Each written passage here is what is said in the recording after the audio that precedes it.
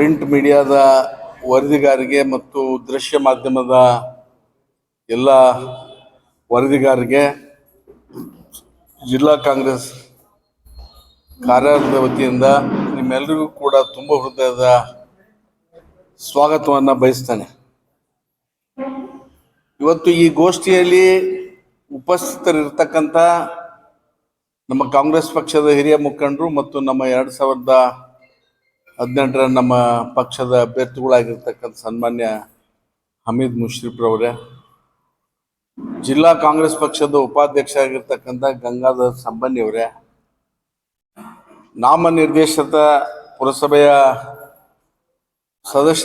ಮಹಾನಗರ ಪಾಲಿಕೆ ಸದಸ್ಯರಾಗಿರ್ತಕ್ಕಂಥ ಅಶ್ಫಾಕ್ ಮನ್ಗೂಳಿ ಅವರೇ, ನಮ್ಮ ಪಕ್ಷದ ಪ್ರಧಾನ ಕಾರ್ಯದರ್ಶಿಯಾಗಿರ್ತಕ್ಕಂಥ ವಸಂತ್ ಹೊನ್ಮೊಂಡಿ ಅವರೇ, ಮತ್ತು ಮತ್ತೊಮ್ಮೆ ನಿಮ್ಮೆಲ್ಲರಿಗೂ ಕೂಡ ಸ್ವಾಗತ ಬಯಸಿ ಇವತ್ತು ಕರೆದಂಥ ಪತ್ರಿಕಾಗೋಷ್ಠಿ ಬಿಜೆಪಿಯ ಜಿಲ್ಲಾ ಮುಖಂಡರು, ರಾಜ್ಯ ಮುಖಂಡರು ಪದೇ ಪದೇ ಕಾಂಗ್ರೆಸ್ ಪಕ್ಷದ ಬೆಳವಣಿಗೆಗೆ ಒಂದು ಆತಂಕಕಾರಿಯಾಗಿರ್ತಕ್ಕಂಥ ಸಂದರ್ಭಗಳನ್ನು ನಿರ್ಮಾಣ ಮಾಡ್ತಿದ್ದಾರೆ. ಯಾವ ಪಕ್ಷ ಜನಪರವಾಗಿ ಕೆಲಸ ಮಾಡ್ತಾ ಇದೆ, ಯಾವ ಪಕ್ಷ ಬಡವರ ಪರವಾಗಿ ಕೆಲಸ ಮಾಡ್ತಾ ಇದೆ, ಯಾವ ಪಕ್ಷದ ಸಂವಿಧಾನ ಹೇಳ್ತಕ್ಕಂಥ ಒಂದು ವಿಚಾರದಲ್ಲಿ ಕೆಲಸ ಮಾಡ್ತಾ ಇದೆ ಅಂಥ ಪಕ್ಷಕ್ಕೆ ಕೋಮವಾದದ ಬಣ್ಣ ಕೊಡ್ತಕ್ಕಂಥದ್ದು, ಕೇವಲ ಒಂದೇ ಧರ್ಮಕ್ಕೆ ಸೀಮಿತವಾಗಿ ನೀವು ಕೆಲಸ ಮಾಡ್ತೀರಿ ಅಂತಕ್ಕಂಥದ್ದು, ನಮ್ಮ ಪಕ್ಷದ ನಾಯಕರ ಬಗ್ಗೆ ಅವರ ಸಾಧನೆಗಳ ಬಗ್ಗೆ ಅತ್ಯಂತ ಒಂದು ಕನಿಷ್ಠ ಮಟ್ಟದಲ್ಲಿ ಅವ್ರು ಮಾತನಾಡ್ತಕ್ಕಂಥದ್ದನ್ನು ನಾವು ವಿರೋಧಿಸಲಿಕ್ಕೆ ಇವತ್ತು ಈ ಗೋಷ್ಠಿಯನ್ನು ಕರೆದಿದ್ದೇವೆ. ನಿನ್ನೆ ತಾವು ಎಲ್ಲ ನೋಡಿರ್ಬೋದು. ಜಿಲ್ಲಾ ಮಟ್ಟದಲ್ಲಿ ಮೊದಲನೇದಾಗಿ ಪ್ರಾರಂಭ ಮಾಡ್ತೀನಿ.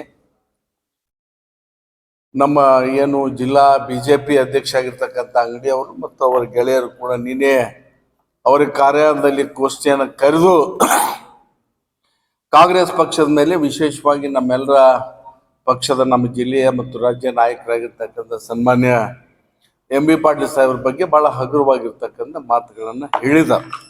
ಅದನ್ನು ನಾವೆಲ್ಲರೂ ಕೂಡ ಅತ್ಯಂತ ತೀವ್ರವಾಗಿ ನಾವು ಖಂಡಿಸ್ತೇವೆ. ಏನು ಹೇಳಿದ್ದಾರೆ ಅಂದರೆ, MB ಪಾಟೀಲ್ ಅವರು ಕೇವಲ ಬೇರೆಯವರನ್ನು ಬೆಳೆಸಂಗಿಲ್ಲ, ಅವರು ಮಾತ್ರ ಬೆಳೀತಾರೆ ಅಂತಕ್ಕಂಥ ಹೇಳೋ ರೀತಿಯಲ್ಲಿ ಒಂದು ವಿಚಾರವನ್ನು ಹೇಳಿದ್ದಾರೆ. ಬಹುಶಃವಾಗಿ MB ಪಾಟೀಲ್ ಅಷ್ಟೇ ಅಲ್ಲ, ಅವರ ಇಡೀ ಕುಟುಂಬ, ದಿವಂಗತ BM ಪಾಟೀಲ್ ಸಾಹೇಬರು ಅವ್ರ ತಂದೆಯವರಿದ್ದಾಗ ಕೂಡ ಅನೇಕ ನಾಯಕರನ್ನ ಈ ಜಿಲ್ಲೆಯಲ್ಲಿ ಬೆಳೆಸಿದ್ದಾರೆ. ಅದರಲ್ಲಿ ನಾನು ಕೂಡ ಒಬ್ಬ, ಮುಷರೀಫ್ ಅವರು ಕೂಡ ಒಬ್ರು. ಇವತ್ತು MB ಪಾಟೀಲ್ ಸಾಹೇಬರು ಇವತ್ತು ಏನು ಜಿಲ್ಲಾ ಪಂಚಾಯತಿಗಳು ನನಗೆ ತಿಳಿದ ಮಟ್ಟಿಗೆ 2000ರಿಂದ ಇಲ್ಲಿವರೆಗೆ ಏನು ಜಿಲ್ಲಾ ಪಂಚಾಯತಿಗಳಾಗಿದ್ದಾವೆ, ಎಲ್ಲ ಜಿಲ್ಲಾ ಪಂಚಾಯತಿಯ ಅಧ್ಯಕ್ಷರನ್ನ ಯಾರಾದರೂ ಮಾಡಿದ್ರ ಅದು MB ಪಾಟೀಲ್ ಸಾಹೇಬರು. ಅಲ್ಲಿ ಅನೇಕ ನಾಯಕರನ್ನ ಸೃಷ್ಟಿ ಮಾಡಿದ್ದಾರೆ ಅಧ್ಯಕ್ಷರನ್ನ ಮಾಡೋದ್ರ ಮುಖಾಂತರ. ವರ್ಷಪತಿಯಲ್ಲಿ ಅವ್ರು ಹಿಡ್ಕೊಂಡು, ಅದೇ 2000 ಹಿಡ್ಕೊಂಡು ಇಲ್ಲಿವರೆಗೆ ಅನೇಕ ಜನ, ಸುಮಾರು 10-12 ಜನ ಬರ್ತಾರೆ. ಅವರೆಲ್ಲರ ಹೆಸರು ಹೇಳಲಿಕ್ಕೆ ನಾನು ಇಚ್ಛೆ ಪಡೋಂಗಿಲ್ಲ. ಮತ್ತು ಅನೇಕ ವಿಧಾನಸಭೆಗೆ ಅನೇಕ ನಾಯಕರಿಗೆ ಟಿಕೆಟನ್ನು ಕೊಡಿಸೋದ್ರ ಮುಖಾಂತರ ಅವ್ರು ಗೆಲ್ಲಿಸಲಿಕ್ಕೆ ಕಾರಣ ಕೂಡ ಆಗಿದ್ದಾರೆ. ಅಪ್ಪಾಜಿ ನಾಡಗೌಡ ಸಾಹೇಬರಾಗಿರ್ಬೋದು, ಹಿಂದೆ ಉಸ್ತಾದ್ ಅವರಾಗಿರ್ಬೋದು, ಇವತ್ತು ಮುಷರೀಫ್ ಅವರಾಗಿರ್ಬೋದು, ನಾ ಆಗಿರ್ಬೋದು, ಹಿಂದೆ BM ಪಾಟೀಲ್ ಸಾಹೇಬರಿದ್ದಾಗ ಬಕ್ಷಿ ಅವರಾಗಿರ್ಬೋದು, ಹೀಗೆ ಅನೇಕ ನಾಯಕರನ್ನು ಬೆಳೆಸ್ತಕ್ಕಂಥ ಮತ್ತು ಎಲ್ಲ ಜಾತಿಯ ಜನರನ್ನು ಬಳಸ್ತಕ್ಕಂಥ, ಯಾರು ಸ್ವಜಾತಿಯ ಜನರನ್ನು ಬೆಳೆಸ್ತಾರೆ ಇವತ್ತು ಲೀಡರ್ ಅದವರು, ಅದು ಸನ್ಮಾನ್ಯ MB ಪಾಟೀಲ್ ಸಾಹೇಬರು. ಎಲ್ಲ ಸಮುದಾಯಗಳನ್ನು, ಶೋಷಿತ ಸಮುದಾಯಗಳು, ಅಲ್ಪಸಂಖ್ಯಾತ ಸಮುದಾಯಗಳು, ಇವತ್ತು ಬ್ಯಾಕ್ವರ್ಡ್ ಕ್ಲಾಸಿನ ಅನೇಕ ನಾಯಕರನ್ನು ಅವರು ಬೆಳೆಸಿರ್ತಕ್ಕಂಥ ಉದಾಹರಣೆಗಳದಾವೆ. ಬಹುಶಃ ನಮ್ಮ ಹೊಸದಾಗಿ ಬಂದಿರತಕ್ಕಂಥ ಅಂಗಡಿಯವರಿಗೆ ಮತ್ತು BJP ಅವರಿಗೆ ಈ ವಿಚಾರ ಗೊತ್ತಿರ್ಲಿಕ್ಕಿಲ್ಲ. ಮತ್ತೊಂದು ಏನು ಹೇಳಿದ್ದಾರೆ ಅಂದರೆ, ಅವರು ಕೇವಲ ಹಿಂದೂ ಜನಾಂಗದ ಅಥವಾ ಹಿಂದೂ ಧರ್ಮದ ವಿರೋಧಿಗಳಾಗಿದ್ದಾರಂತೆ. ನಾನು ಅವ್ರಿಗೆ ಹೇಳಲಿಕ್ಕೆ ಬಯಸ್ತಾನೆ, ದೇಶದ ಇತಿಹಾಸ ಅವ್ರಿಗೆ ಗೊತ್ತಿಲ್ಲ.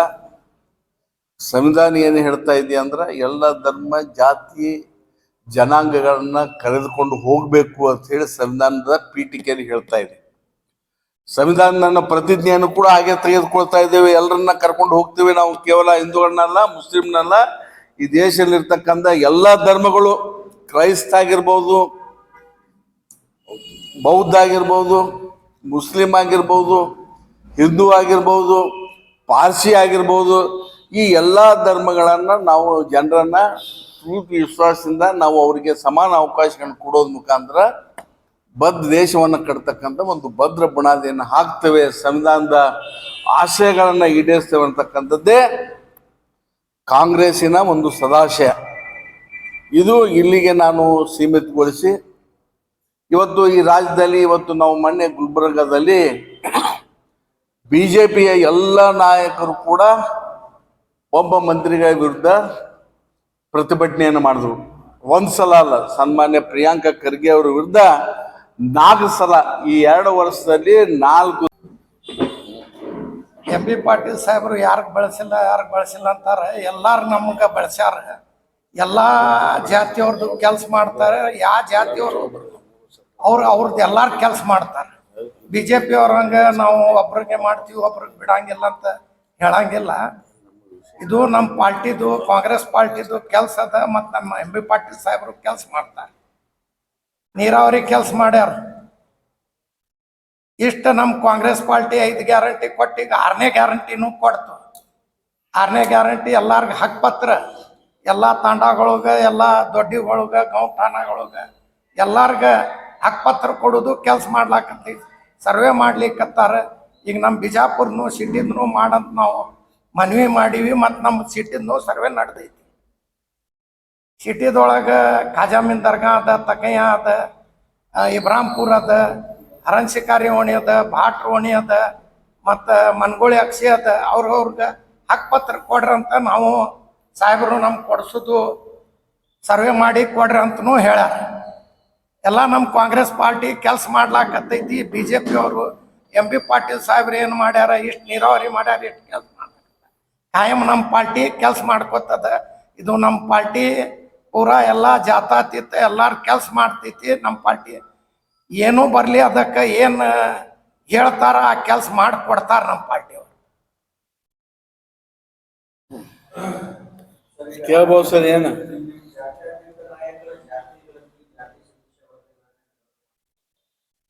ಯಾರು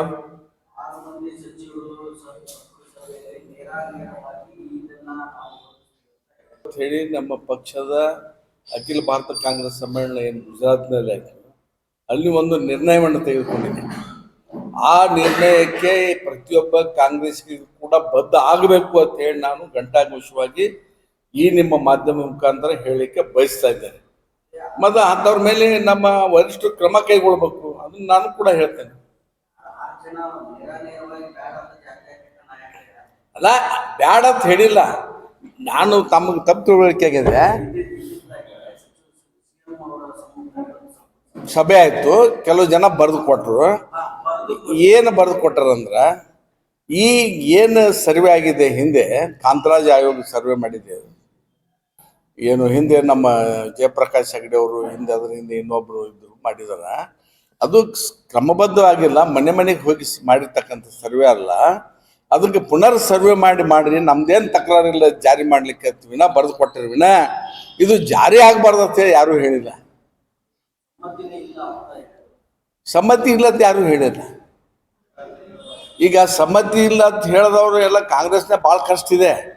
ಯಾಕಂದ್ರೆ ರಾಹುಲ್ ಗಾಂಧಿ ಅವರು ನಿರ್ಣಯ, ಇದು ಖರ್ಗೆ ಅವ್ರ ನಿರ್ಣಯ, ಅಖಿಲ ಭಾರತ ಕಾಂಗ್ರೆಸ್ ಪಕ್ಷದ ಸಭೆಯ ನಿರ್ಣಯ. ಇದನ್ನ ಯಾರೂ ಉಲ್ಲಂಘನೆ ಮಾಡ್ಲಿಕ್ಕೆ ಬರಂಗಿಲ್ಲ. ಯಾರು ಮಂತ್ರಿ ಆದವರು ಅವ್ರು ಬ್ಯಾಡ ಆಗಿತ್ತಂದ್ರೆ ರಾಜೀನಾಮೆ ಕೊಟ್ಟು ಹೊರಗೆ ಹೋಗ್ಬೋದು. ಹಾಂ,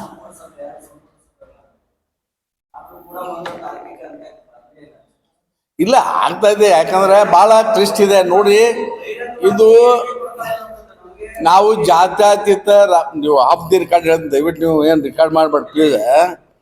ಜಾತ್ಯತೀತ ರಾಷ್ಟ್ರ ಅಂತ ಹೇಳಿದ್ರು ಕೂಡ ನಮ್ಮೆಲ್ಲರ ತಲೆಯಲ್ಲಿ ಜಾತಿ ತುಂಬ ತುಳುಕ್ತಾ ಇದೆ.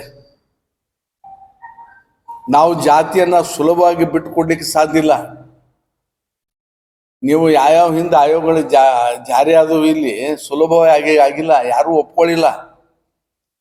ಹಿಂದೆ ನಮ್ದು ಏನು ಮಂಡಲ ಆಯೋಗ ಬಂದಂಥ ಸಂದರ್ಭದಲ್ಲಿ ಎಲ್ಲರೂ ಕೂಡ ಪ್ರತಿಭಟನೆ ಮಾಡಿದ್ರು. ಆದರೆ ಅವಾಗಿನ ಸರ್ಕಾರ ಏನು ವಿ.ಪಿ. ಸರ್ಕಾರ, ಸಿಂಗ್ ಸರ್ಕಾರ ಇತ್ತಲ್ಲ, ಅದ್ರ ಇಚ್ಛಾಶಕ್ತಿ ಇತ್ತು. ಆ ಇಚ್ಛಾಶಕ್ತಿ ಇದ್ದಾಗ ಅದು ಜಾರಿ ಮಾಡ್ತು. ಇಲ್ಲಿ ಚೆನ್ನಪ್ಪ ಆಯೋಗ ಬಂದಾಗ ಅದೇ ಆಯ್ತು ಪ್ರತಿಭಟನೆ, ಎಲ್ಲ ಮೇಲ್ವರ್ಗದವರೆಲ್ಲ ಪ್ರತಿಭಟನೆ ಮಾಡಿದ್ರು. ಅವಾಗ ಏನು ಮೊಯ್ಲಿ ಅವರು ಎಲ್ಲ ಇದ್ರು, ಅದು ಇಚ್ಛಾಶಕ್ತಿ ಇತ್ತು, ಜಾರಿ ಆಯ್ತು.